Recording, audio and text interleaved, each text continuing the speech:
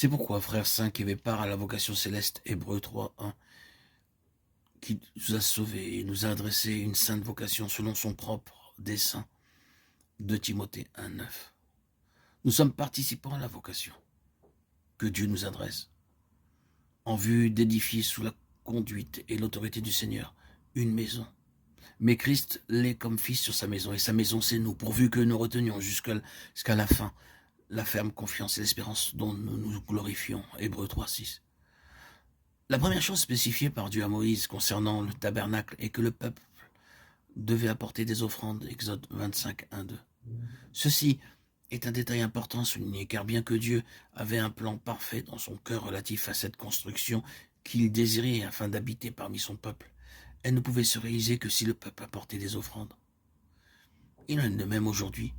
Dieu nous adresse cet appel non plus pour édifier une construction matérielle, mais une maison spirituelle dont chaque croyant est une partie, si toutefois nous nous livrons à lui entièrement. Cette maison doit être aussi édifiée d'après un modèle céleste, et ce modèle c'est Christ.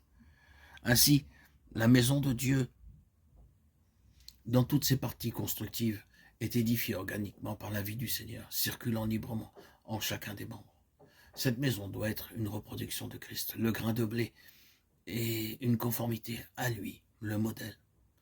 Rendez grâce au Père, qui vous a rendu capable d'avoir part à l'héritage des saints dans la lumière. Colossiens 1, 12.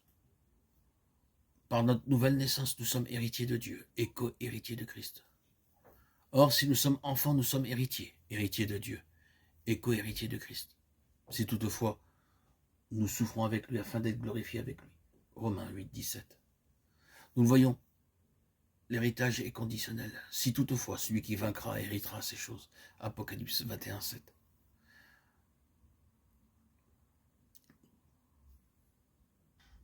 L'héritage est lié à l'état de fils que nous devons atteindre. Je ne vois pas comment des enfants pourraient paître les nations avec une verge de fer, Apocalypse 27. Non, tout cela fait partie de l'héritage pour ceux qui vaincront. Beaucoup de croyants ne veulent pas admettre l'éventualité de la perte possible de l'héritage.